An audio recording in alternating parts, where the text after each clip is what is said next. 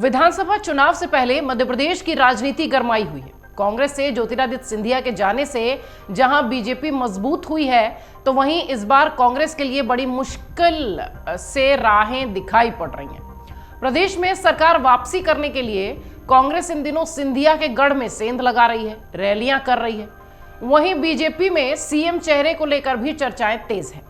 इस रिपोर्ट में हम आपको शिवराज और ज्योतिरादित्य सिंधिया के बीच की घटना के बारे में बताएंगे, जिस पर काफी बवाल हुआ था और शिवराज के बयान का बीजेपी में खासा विरोध भी हुआ था। इसलिए यह कहा जाने लगा कि इस बार मुख्यमंत्री का चेहरा सिंधिया होंगे। 2020 में कांग्रेस छोड़ बीजेपी में शामिल होने से पहले तक ज्योतिरादित्य सिंधिया कांग्रेस के शीर्ष नेताओं में शामिल थे। इतना ही नहीं, वो बीजेपी के रास्ते के सबसे बड़े कांटों में से एक थे। अपने पिता माधवराव सिंधिया की मौत के बाद ग्वालियर चंबल क्षेत्र में वो कांग्रेस के सबसे बड़े नेता बन के उभरे। इसका असर ये रहा कि हर चुनाव में यह इलाका मजबूती के साथ बढ़ता दिखा। कांग्रेस के चुनाव अभियान की कमान चाहे किसी के भी हाथ में हो, लेकिन बीजेपी नेताओं के निशाने पर सबसे ज्यादा ज्योतिरादित्य सिंधिया ही रहते थे जब वो कांग्रेस में थे। 2018 के विधानसभा चुनाव से पहले अटेर विधानसभा का उपचुनाव हुआ था और शिवराज सिंह चौहान ने ज्योतिरादित्य सिंधिया पर व्यक्तिगत प्रहार करने की यहां गलती की थी। एक ऐसी ही गलती जिसके चलते बीजेपी को अटेर में हार मिली और शिवराज अपनी पार्टी में ही अलग थलग दिखाई पड़े। दरअसल हुआ यह था कि साल 2018 के विधानसभा चुनाव से करीब 2 साल पहले ही शिवराज सिंह चौहान ने अपनी तैयारियां शुरू कर दी थी। उस समय बीजेपी केंद्र में सरकार बना चुकी थी और राज्य में खासा हद तक मजबूत भी थी। ऐसे माहौल में शिवराज ये जताना चाहते थे कि वो एमपी में पार्टी के सबसे मजबूत नेता हैं। वे अपने आप को कमजोर दिखाना नहीं चाहते थे। उन्होंने साल 2016 के नवंबर में नर्मदा सेवा यात्रा शुरू की और नर्मदा सेवा यात्रा के दौरान ही विधानसभा में नेता प्रतिपक्ष सत्यदेव कटारे की मौत हो गई। कटारे अटेर विधानसभा क्षेत्र के विधायक थे, जो कि भिंड जिले में आता है। सिंधिया ग्वालियर चंबल इलाके में कांग्रेस के सबसे बड़े नेता थे और ये इलाका यानी अटेर भी इसी इलाके में आता है। जब अटेर विधानसभा के लिए उपचुनाव की घोषणा हुई तो कांग्रेस के लिए प्रचार की कमान भी सिंधिया ने संभाली थी। उस वक्त शिवराज का बयान उस वक्त जब आया था ज्योतिरादित्य सिंधिया के लिए, तब बीजेपी में जमकर विरोध भी हुआ था। जब शिवराज सिंह चौहान अटेर में चुनाव प्रचार के लिए पहुंचे तो उन्होंने एक विवादित बयान दे दिया। उन्होंने कहा कि सिंधिया परिवार ने अंग्रेजों के साथ मिलकर भिंड की जनता पर जुल्म ढाए हैं। शिवराज के इस बयान का सबसे ज्यादा विरोध उन्हीं की पार्टी में हुआ।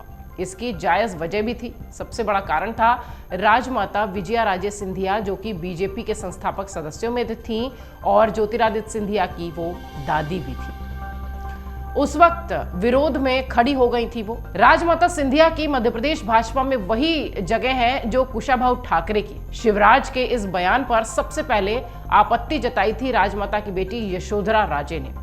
यशोधरा ने कहा कि लोग भूल गए हैं कि किस तरह से सिंधिया परिवार ने अपनी संपत्ति भाजपा के लिए कुर्बान कर दी थी।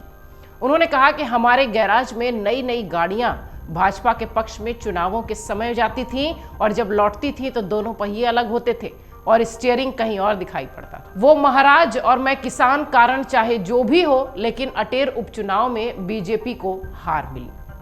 हार का अंतर काफी कम रहा, लेकिन सत्यदेव कटारे के बेटे हेमंत कटारे इस चुनाव में जीत गए थे। वैसे शिवराज का सिंधिया पर हमला कोई नई बात नहीं है। सिंधिया जब तक कांग्रेस में रहे, शिवराज उन्हें अपने सबसे बड़े प्रतिद्वंदी मानते थे, लेकिन अब वो बीजेपी में है और कहा यह जा रहा है कि अब मुख्यमंत्री के चेहरे पर यही दोनों नाम आमने सामने हैं।